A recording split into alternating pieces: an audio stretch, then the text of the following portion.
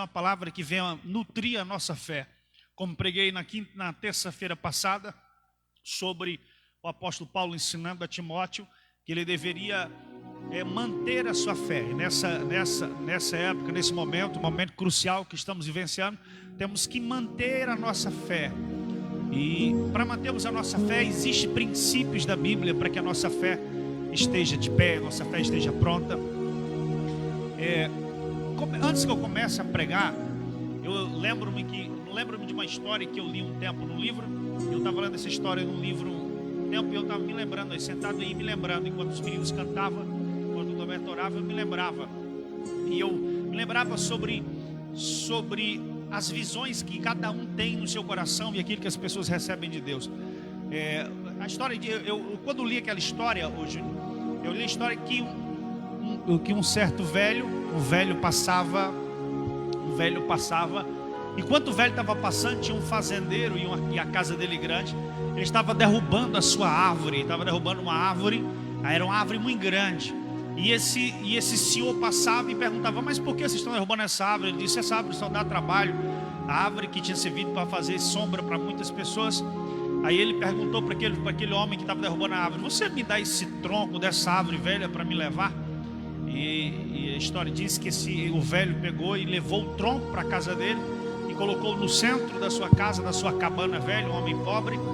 E ele entalha, ele começa a esculpir todo aquele tronco daquela árvore grande e faz um pássaro bem grande. Só que aquele que estava cortando a árvore dizia: essa árvore não presta para nada, pode levar esses troncos, não presta para nada.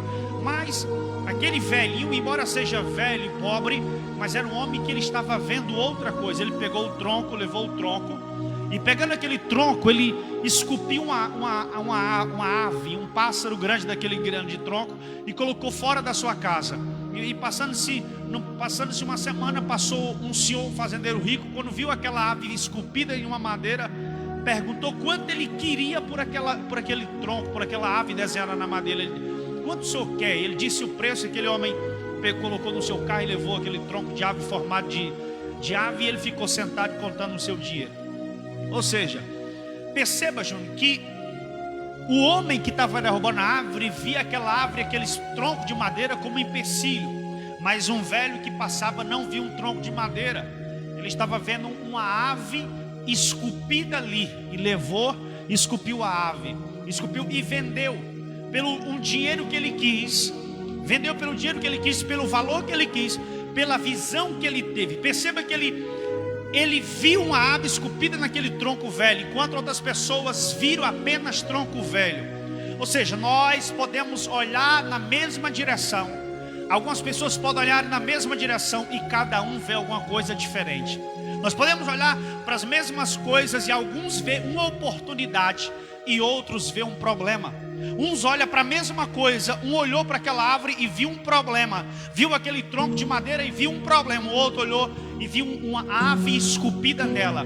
O que é isso? Isso é o que tem dentro de cada um de nós. Aquele homem era velho, mas dentro dele tinha uma ave que precisava ser liberta, e por causa disso ele ganhou dinheiro, porque ele via por cima daquele tronco velho. Ele viu uma grande ave, e ele esculpiu aquela grande ave. Então, o que Deus está nos chamando é exatamente a isso.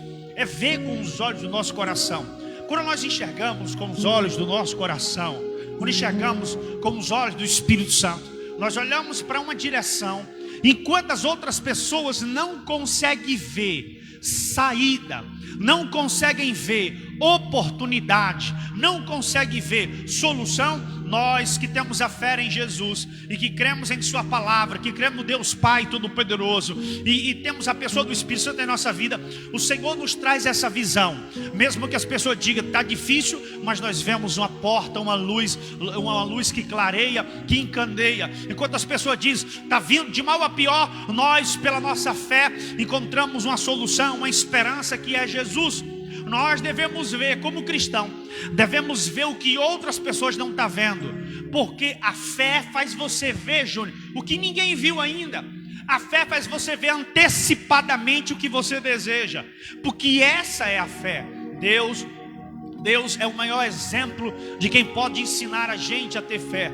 A Bíblia diz que no Gênesis capítulo 1, eu poderia citar tantos outros textos, por exemplo, quando alguém olhou para Davi, Samuel olhou para Davi e disse: esse é um menino. O pai olhou para Davi, esse é um menino. Mas Deus olhava para ele e não viu o menino. Deus olhava para ele e via um rei. Ou seja, Deus tirou um rei de um menino. Deus tira um rei de um menino. Deus tira discípulos, apóstolos de homens indoutos. Deus tira um matador e torna-se um apóstolo. Ou seja, Deus sempre está tirando coisa de algo que você imagina que dali não pode sair. E é isso que eu quero falar para você nessa quinta-feira. Deus pode tirar e fazer acontecer um milagre do lugar de onde você menos imagina, de onde terá milagre. A Bíblia Sagrada diz que o Senhor chamou o profeta Elias, e mandando o profeta Elias ir na casa da mulher, vai lá, Elias, vai para o Ribeiro de Querite, porque eu te ordenei, sai do Ribeiro de Querite, vai para aquela região, que eu ordenei uma viúva. Agora perceba que Deus disse que havia ordenado a viúva, só que Deus não tinha falado com a viúva ainda. O que Deus falou com a viúva quando Elias falou. Por quê? Ele disse: vai, Elias, que eu ordenei uma viúva que te sustente. Só que quando Elias foi, ninguém tinha dito nada para a viúva ainda. Deus não tinha falado com a viúva ainda. Por quê? Porque Deus, quando ia falar, falava através do profeta. Então Deus ordenou a viúva, ou seja, ele já tinha colocado convencimento no coração. Mas ele ia falar através de Elias. Por quê? Porque Deus fala através de seus profetas. Então, quando a viúva ouviu a voz do profeta e obedeceu a instrução do profeta, a viúva que não tinha nada, que era pobre, que aparentemente ia morrer, e ela mesmo diz: oh meu Senhor, eu não tenho, eu estou catando um graveto e vou fazer aqui um pãozinho para que eu coma, eu e meu filho, e para que morramos, vamos morrer. Mas o Senhor olhou para uma viúva incapacitada, pobre, sem nada. Deus olhou para ela e viu um sustento de um profeta. Perceba que no meio da crise, Deus enxerga as soluções. No meio das diversidades, Deus está sempre enxergando a solução. E a solução que Deus enxerga depende da palavra que você responde. A solução de Deus, ela vem dependendo da palavra em que você responde. Quais são as palavras que você responde quando a palavra de Deus diz a seu respeito? Quando a palavra de Deus é dita através dos seus profetas, através dos seus homens, enfim, Deus fala de muitas maneiras. O Espírito Santo fala de muitas maneiras. Mas como você responde o que Deus diz? Como nós respondemos o que Deus diz. A forma que você responde, você ativa a reação de Deus. Nós fazemos com que Deus trabalhe de uma maneira ampla e gigantesca, ou nós podemos cruzar os braços de Deus. A expressão cruzar o braço de Deus, porque a incredulidade, ela cruza os braços de Deus, mas a nossa fé libera o poder de Deus em nossa vida. E eu quero falar uma palavra para que o Senhor libere o poder dele nesta quinta-feira, sobre a vida dos internautas, sobre a vida dos irmãos da igreja, sobre as nossas vidas próprias. Que o Senhor libere o seu poder, aquele poder que vem enlarguecer as tendas, aquele poder que vem ver a solução onde ninguém está conseguindo ver. A ilustração que eu usei com vocês aqui é para que vocês entendam que, embora você pode olhar para uma situação e ver que pareça que ali não tem nada, Deus está trabalhando ali. Deus tem uma palavra para aquilo ali. Deus só está querendo que você ouça. Existe dois tipos de pessoas no mundo: aqueles que fazem as coisas e aqueles que observam as coisas. E aqueles que fazem as coisas são menos do que aqueles que observam. Agora tem uma diferença: é que aqueles que fazem as coisas é os que estão progredindo em seu futuro. Os que só observam serão os que vão entrar em calamidade no futuro.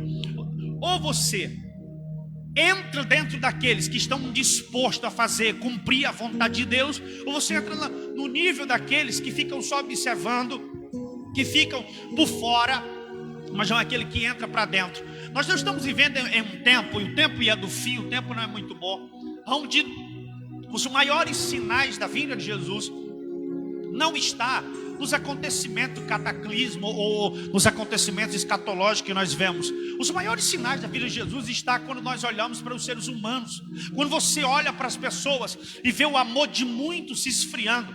Quando você olha para as pessoas, quando você vê os governos se aparelhando para a guerra. Quando um governo se aparelha para a guerra, cria suas bombas nucleares, suas armas nucleares, eles estão fazendo aquelas armas não é para matar, não é para matar caça, não é para matar animais, é para matar pessoas. Quando o homem se prepara para destruir a própria massa humana, isso indica o sentimento que é mais forte em seu coração. E o sentimento que é mais forte no coração dos governos é um sentimento de guerra, é um sentimento de domínio, é um sentimento de morte, de desolação, é um sentimento. Então, para onde iremos recorrer? Ora, quantas pessoas estão dentro dessa geração, nesse momento, buscando socorro? Estamos esperando, e algumas pessoas, o Júnior, o Norberto, o presbítero Norberto, eles estão colocando a esperança do que eles viram dos 300 mil mortos que aconteceu, que já houve no Brasil, segundo eles Covid, porque eu sei que nem todos foram Covid, mas a esperança dos homens estão voltada para as vacinas. Estão achando que as vacinas que estão vindo aí, elas irão resolver todo o problema. Mas escuta, isso resolve o problema se Deus quiser. Eu bem sei que Deus usa a sabedoria do homem para que possa melhorar, mas quem pode resolver todo o problema do ser humano? Só existe um, chama-se Jesus, autor e consumador da salvação. Billy Graham, ainda hoje li uma frase que Billy Graham disse que o maior acontecimento do mundo não foi o homem pisar na lua, o maior acontecimento do mundo foi Jesus vir pisar na terra. E ele falou certeiramente, porque Deus sair do seu trono sublime, da sua glória, e descer pisar na terra, só para fazer com que eu e você tivesse herdado a salvação, tivesse o prazer de poder morar e viver com Cristo, o prazer de passarmos uma eternidade com o Senhor. Mas tudo vai depender daquilo que você está vendo. Deus, o Espírito Santo está trabalhando. Para Filipenses capítulo 1, versículo 6, se me falha a memória, diz: aquele que começou a boa obra, ele há de aperfeiçoar até o dia de Jesus Cristo. Ora, o Espírito Santo, ele começou uma boa, só que o apóstolo diz que ele começou a boa obra. Ele é quem começa as coisas boas, ele começa. Só que ele diz, mas ele aperfeiçoará até o dia, ao termo, até o dia de Jesus Cristo. Infelizmente, esse até o dia de Jesus é bom e não é bom. Por quê?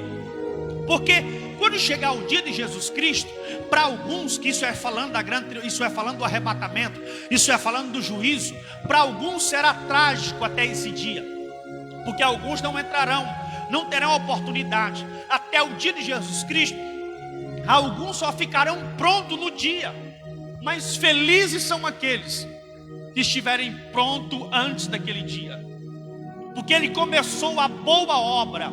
Agora, o trabalhar do Espírito de Deus, é preciso que haja uma liberdade em nossos corações, que a gente se entregue ao Senhor por completo e deixe o Espírito do Senhor à vontade para trabalhar em nosso viver. Quando nós deixamos o Espírito do Senhor à vontade para ele trabalhar em nosso viver, ele conclui essa obra, ele faz a obra em uma rapidez, em uma velocidade grande. Porque eu vou dizer para vocês, o mundo está clamando e Deus está precisando de ceifeiros, e nós oramos, precisando de homens e mulheres de Deus que tenham coragem de buscar, de amar o Espírito Santo, para lhe anunciar o seu amor. Porque o mundo, na verdade, a mensagem que o mundo precisa é uma mensagem de amor. A mensagem que o mundo está precisando não é uma mensagem, é uma mensagem de amor, porque, como eu disse a princípio, o amor está se esvaindo. E o verdadeiro amor que manifesta a verdadeira mensagem é Jesus. Em Jesus está centralizado todo o amor. E a Bíblia diz que Jesus, passando muitas vezes em Canaã, na Galileia, ele passando, e a Bíblia diz por diversas vezes, você encontra alguns versículos dizendo assim: e ele se compadeceu deles. Jesus amava tanto. E no dia que Lázaro morreu, que Jesus chegou, Jesus teve uma comoção tão grande pela tristeza que ele viu aquelas pessoas sofrendo, e também pela tristeza que ele viu elas. Como ele viu aquela tristeza, a Bíblia diz que Jesus chorou. É o texto que diz que Jesus chora. Por que Jesus chora? Porque Jesus tem emoções, porque Jesus se importa com o andor das pessoas, porque Jesus, ele sente. Jesus olhou para Jerusalém e disse: ó Jerusalém, quantas vezes, e diz a Bíblia que Jesus chorava. Há quem diga, há algumas expressões, alguns teólogos e algumas coisas dizem que quando Jesus fala isso, ele estava chorando, em um choro que soluçava. Ele dizia: ó Jerusalém, quantas vezes Eu quis, ele diz, quantas vezes eu quis colocar debaixo, como a galinha cuida dos seus pintainhos, eu quis colocar debaixo das minhas asas, mas vocês não quisestes. Apedrejem-se os profetas que te são enviados. Ou seja, Jesus está dizendo que ele queria, mas Jerusalém não queria. Ele queria, mas Jerusalém o rejeitava. E como Deus ia até aquelas pessoas? Jesus diz, eu envio os profetas.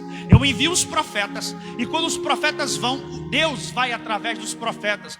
Mas Jerusalém apedrejava os profetas e não recebia a mensagem que Deus enviava. Então eu vim como profeta de Deus, trazendo uma mensagem para a sua vida nessa noite, trazendo uma mensagem que o Espírito de Deus lhe mostra aquilo que você não está conseguindo ver ainda, que dentro dessa crise, no meio desta dor, desta angústia, dessa tribulação que você está vivendo, deste mal, deste pesar. É um momento, talvez pessoas que estão me ouvindo agora devem estar enlutadas porque perdeu o seu ente querido no meio dessa pandemia. Alguns estão tristes, amargurados, alguns não sabem o que fazer mais da vida, alguns desempregados. Enfim, nós estamos vivendo um tempo caótico. Porém, isso não é nada nem comparado ao que há de vir. Mas eu digo para você, o Deus que consola os abatidos, Ele pode te consolar. Você que está nos ouvindo, Jesus é o Consolador, o Espírito Santo pode consolar a sua alma, pode trazer esperança. Eu sei que talvez você perdeu o seu ente querido, talvez você perdeu a pessoa que era a coluna da sua casa, e está olhando para a situação e diz, o que vai ser da minha vida? Por isso eu comecei dizendo aquela ilustração no princípio. O que você está vendo, na verdade, não é o que é real. Se você tiver fé, mesmo que você esteja vendo tudo de mal a pior, Deus vai te mostrar para você uma solução. Deus vai mostrar para você um caminho. Deus vai mostrar para você que nem tudo parece estar perdido, porque nem tudo parece estar perdido. Uma certa vez, um tempo, eu li a história em 1836, levantou-se um homem, Abraham Lincoln, nos Estados Unidos da América. Ele chegou a ser presidente dos Estados Unidos da América. Em 1869, se não me falha a memória, ele se tornou presidente. Mas até chegar presidente, tudo que esse homem fazia dava errado. A biografia dele começa só com coisas dando errado. Ele tentou o Senado, nada. Ele tentou não sei o que, nada. Tudo que ele dava errado. Mas quando ele acertou, se tornou o presidente dos Estados Unidos da América, em 1869, se não me falha a memória. Ou seja, por mais que as coisas estavam dando errado, e ele viu dando errado, ele não desistiu por isso. Ele persistiu até que chegou o dia em que ele ocupou um cargo maior do que aqueles que ele queria. O que você está vivendo hoje não é o final. Se você está lutando, é sinal que você não foi vencido, porque quem foi vencido não luta mais. Quem foi vencido já caiu. Quem foi vencido já não tem forças. E se você está lutando, é porque você ainda está na peleja. E se você está na peleja, Deus ainda está contigo. E se Deus estiver contigo, a vitória é certa. No final a vitória é certa. Deus, é como o Senhor disse a Josafá, nesta peleja não tereis que pelejar. Deus, caminha para frente, prossegue, Josafá, canta, louva o meu nome, porque nesta peleja não tereis que pelejar. O Senhor vosso Deus pelejará por vós. O Senhor dos exércitos pelejou a peleja de Josafá. Enquanto Josafá louvava, enquanto Josafá clamava a Deus, Deus pelejava a peleja dele. É isso que eu quero dizer. A palavra nessa quinta-feira é que o Espírito de Deus está falando contigo, que no meio desta enfermidade que você está enfermo, e mesmo que os médicos tenham dito que você foi desenganado, os médicos dizem que o seu caso é de mal a pior, mas o nosso Deus, o nosso Senhor Jesus Cristo, o Pai de nosso Senhor Jesus, através da bendita pessoa do Espírito Santo, no nome dele ainda há poder de cura, no nome dele ainda há poder de ressurreição, no nome dele ainda há poder para expelir demônios, para expelir o mal, para expelir a morte, no nome dele ainda há poder E o nome de Jesus não está menor do que o que era antes. O nome dele será o mesmo e permanecerá para sempre. A nossa fé pode não ser a mesma, mas o nome de Jesus continua com todo o poder, nos céus e na terra. E o poder do nome de Jesus, eu quero liberar que o Senhor pode trazer a cura a você, mesmo não importa o que você tem ouvido ou o que você está vendo. Eu quero que você faça como aquele velho que disse a princípio: alguém olhou para um tronco de madeira e viu um tronco de madeira velho. Ele olhou e viu um pássaro esculpido e foi remunerado pelo aquilo que ele viu. Então o segredo está naquilo que você está vendo. Agora, o que é que você está vendo dentro de você? Você só está vendo as desgraças? Você só está vendo o mal? Ou você lá no seu coração, mesmo no meio de tanta coisa, consegue ver o agir de Deus, consegue ver o trabalhar de Deus, consegue ver a mão do Todo-Poderoso te guardando, consegue ver o operar do Espírito Santo, consegue ver Deus atuando e fazendo coisas grandes e tremendas? Eu consigo ver pela minha fé. Pela fé eu consigo ver o trabalhar do Senhor. Pela fé eu consigo ver o agir do Espírito Santo trabalhando enquanto eu estou falando a palavra. Enquanto eu estou pregando, pela fé eu consigo ver o Senhor entrando e lhe fortalecendo e arrancando todo o mal agora. Ele pode fazer isso.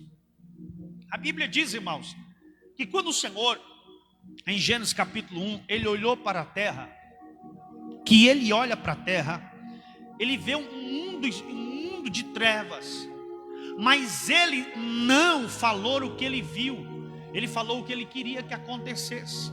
A Bíblia diz que Deus olhou e disse: haja luz. Ele falou o que queria que acontecesse.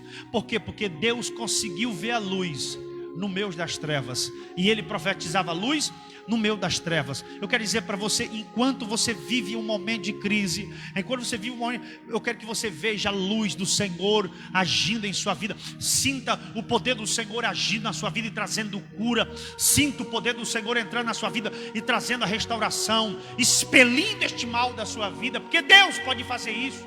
Ele é o Deus é o Deus do impossível. A expressão do Evangelho de Lucas, no capítulo de número 1, no versículo de número 37, quando ele diz que com Deus nada é impossível. Eu costumo dizer sempre que nós dizemos às vezes, e ouvimos muitas vezes pessoas dizem assim, que para Deus nada é impossível. Mas a Bíblia diz, no texto original diz que com Deus, não é para Deus, é com Deus. Não é para Deus, é com Deus. Nada é impossível. Se nós cremos, estamos com Deus. Quando as trevas, eu não sei de onde foi que ela arrumou o ouvido, mas quando as trevas ouviram a palavra de Deus, em Gênesis 1, elas recuaram. Quando o abismo ouviu a palavra de Deus, ele recuou. Quando as águas ouviram a palavra de Deus, elas recuaram. Quando o sol ouviu a palavra de Deus, ele deu o seu brilho. Quando a lua ouviu a palavra, deu o seu brilho. Quando as águas ouviram a palavra, gerou os peixes. Quando as plantas ouviram a palavra de Deus, gerou os seus frutos e as suas folhas. Se você está ouvindo a palavra de Deus tem poder para gerar milagre. A palavra de Deus tem poder para gerar maravilhas. A palavra de Deus tem poder para transformar. A palavra de Deus tem poder para restaurar vales de ossos sequíssimos, como disse o profeta Ezequiel. Tudo que você precisa fazer é crer na inerrante e na bendita e poderosa palavra do Senhor nosso Deus. Quando Jesus, irmãos, quando Jesus começou a pregar e a ensinar, a primeira coisa que Jesus quis fazer, ele não quis fazer milagres. A primeira coisa que ele quis fazer, ele quis falar. Ele não quis fazer milagres. Primeiro ele quis falar. Primeiro ele quer falar. Depois ele se inicia os seus milagres em Canaã da Galileia. Mas antes de começar os seus milagres, ele iniciou a sua mensagem. Por quê? Porque é a mensagem que inicia os milagres. A mensagem de Deus que inicia os milagres. O começo dos milagres está dependendo da mensagem que você acredita. Porque Deus sabia, e Deus sabe, que a fé que há algo que é repartido pelo próprio Deus em nossos corações, só pode ser gerada pelo seu alimento verdadeiro. O verdadeiro alimento da fé é a própria palavra de Deus. A palavra de Deus é o alimento que nutre a nossa fé. Quando estamos com a fé nutrida na palavra de Deus, as tempestades elas não têm força, as tempestades não nos derrubam, as tempestades elas não prevalecem, porque existe um sustentáculo, porque a palavra de Deus ela é sustentáculo, ela é leite, a palavra de Deus ela é força, ela é fogo, ela é martelo que esmiuça a penha. A palavra de Deus tem todo o poder. Os homens de Deus são fortalecidos ouvindo a palavra de Deus. E você seja fortalecido nessa noite pela palavra do Senhor, pela pessoa bendita do Espírito Santo. Que o Espírito do Senhor possa agir de uma forma extraordinária em seu viver, e que você jamais veja a dor, mas veja o seu milagre no meio dela. Jamais você veja a tempestade, mas veja Jesus em pé no meio dela. Jamais você veja a fornalha, veja o homem de branco caminhando nela. Jamais tenha medo dos leões, porque Deus descerá no meio dos leões. Não tenha medo das adversidades, embora nós somos seres humanos. Quando estamos cercados de tribulações, de lutas, tudo vem. Satanás é um estrategista, ele sabe como nos afligir, ele sabe como nos enfraquecer. Ele sabe que existem 4 pontos que enfraquecem o ser humano: se tocar na sua saúde, se tocar nas suas finanças, se tocar na sua família, se tocar nos seus bens, se tocar em tudo que ele tem, tocando em sua família. Isso enfraquece qualquer homem. Foi aonde ele quis bater em Jó. Ele bateu em Jó nos lugares que enfraquece qualquer ser humano, e ele sabia disso. Satanás sabia disso. Ele disse para Deus: não tem homem algum que não se entregue e não dê sua vida por isso. Ele vai blasfemar, porque nem o homem suporta isso. Satanás sabe o que a gente não aguenta, ele sabe o que a gente não suporta. Só tem uma coisa que ele não sabe: é o que você crê no seu coração. Só tem uma coisa que ele não entende: é que quando você crê no coração, ele pode bater uma, ele pode bater 2 vezes, 4, 5 vezes, mas a sua fé te protegerá. A sua fé será o seu escudo, e a sua fé há de fazer recuar todo o ataque, todo o embate do adversário, todo ataque do inimigo, há de destruir toda a mazela contra as nossas vidas e famílias. Eu creio impiamente, e eu quero trazer essa palavra. Eu não quero me delongar muito, eu só quero dizer essa palavra para você: que você não pode desistir, que você tem que crer, independente da adversidade, independente por estarmos vivenciando esse momento, o nosso país e outros países. Mas eu digo para você que nós estamos debaixo da onipotente e poderosa mão de Deus. Estamos guardados pelo Senhor. Tudo que você precisa fazer, Deus está nos ensinando nesta pandemia, Deus está nos ensinando nesse tempo de crise a sermos pessoas melhores, sermos pessoas que venham se compadecer com os outros, para sermos pessoas melhores, porque tudo aquilo que você fizer às outras pessoas, Deus fará acontecer com você.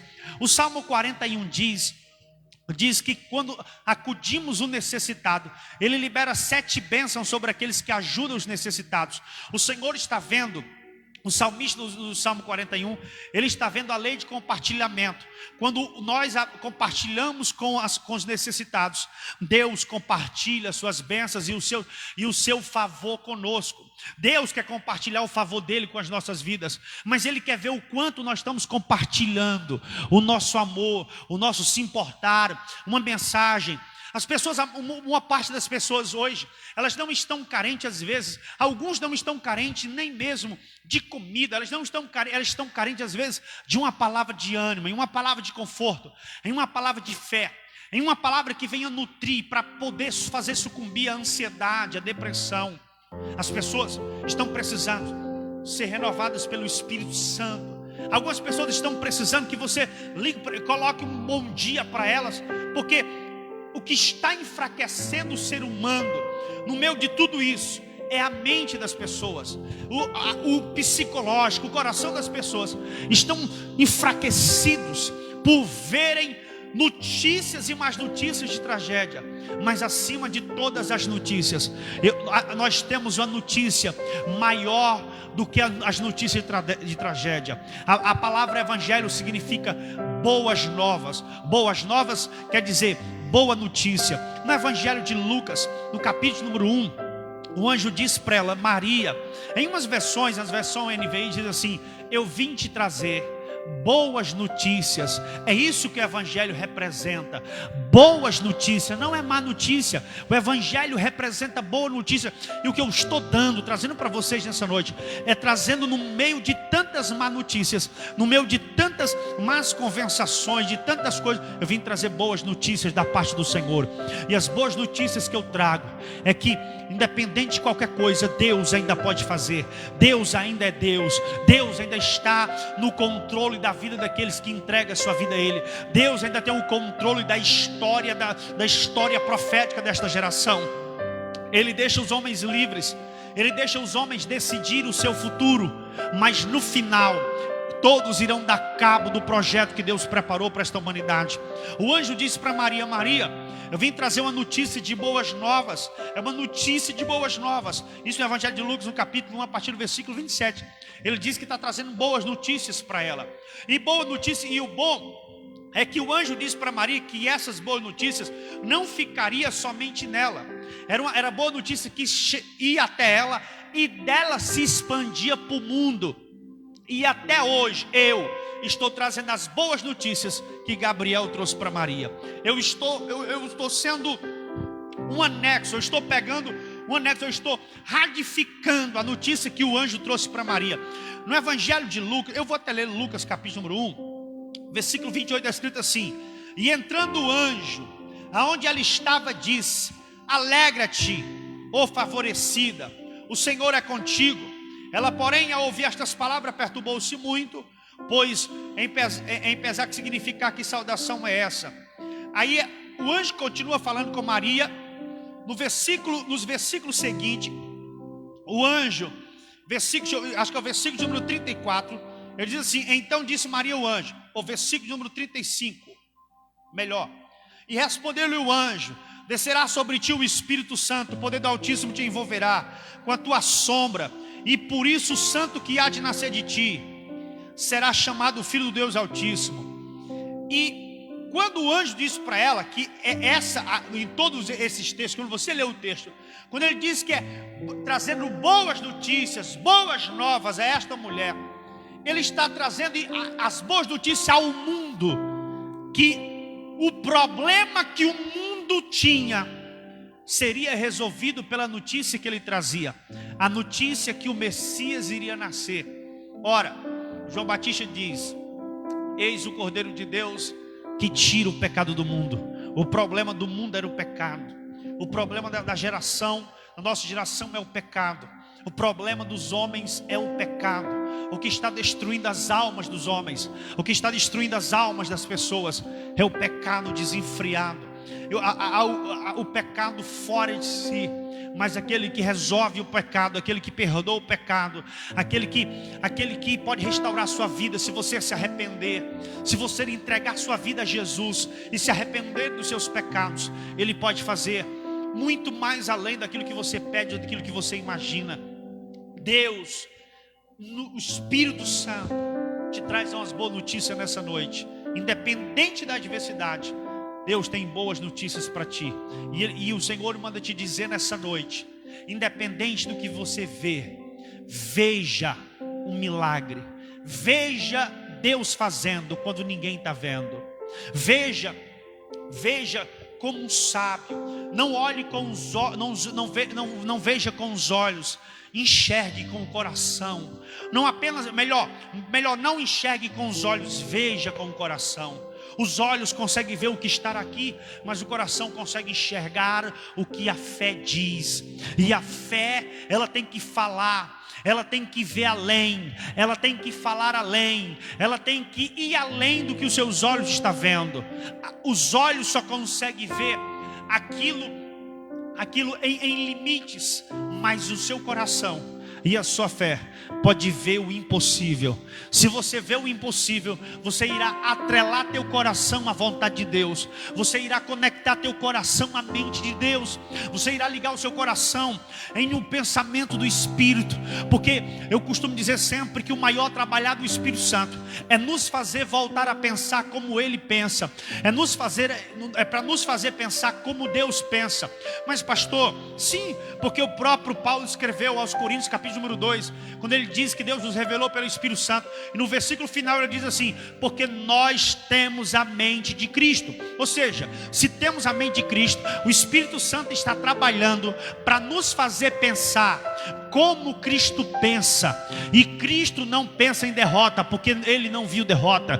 Cristo não pensa em fracasso, porque Jesus, embora passou crucificação, mas a sua crucificação não determinava o seu final. Pelo contrário, a sua crucificação era o começo da grande obra, era a consumação do seu chamado, era a consumação do seu propósito, era a consumação da sua vida.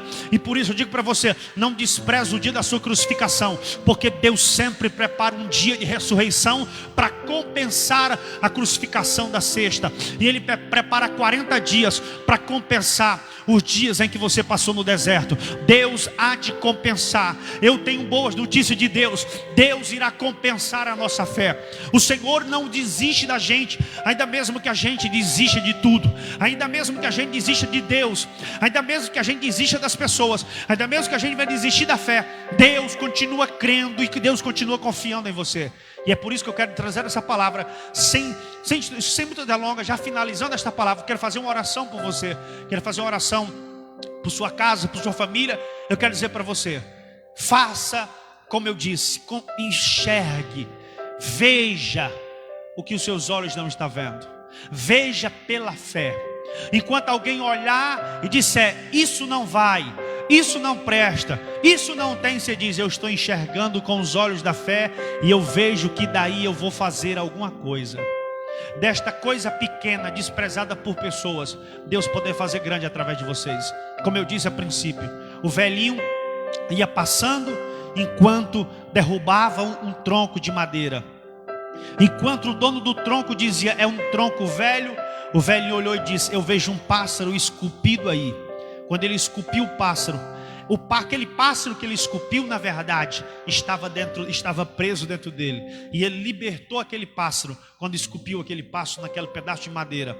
E alguém comprou aquele pássaro, ele foi remunerado pelo aquilo que estava dentro dele, pela visão que ele conseguia ver, quando aquele que cortava a árvore não via. É isso que Deus está te chamando, é isso que o Espírito Santo está te dizendo.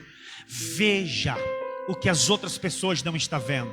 Faça o que as outras pessoas dizem que não vai fazer, porque Deus acredita na sua vida. E eu acredito ainda no Deus de milagres. Eu acredito no Senhor Deus poderoso de milagres. Deus não é homem para que minta, nem filho dele para que se arrependa. Deus não fala coisas para retornar atrás. Jesus não nega a sua palavra. Ele é Senhor.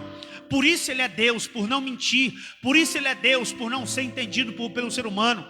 Por isso Ele é Deus, porque nossa mente humana não alcança o seu tamanho. Por isso Ele é Deus, porque Ele faz o que ninguém pode fazer. Eu quero dizer nessa noite: o Senhor te abençoe, o Senhor te guarde. Creia no impossível. Deus é fiel e fará coisas ainda bem mais além daquilo que você carece e necessita. Deixa eu orar.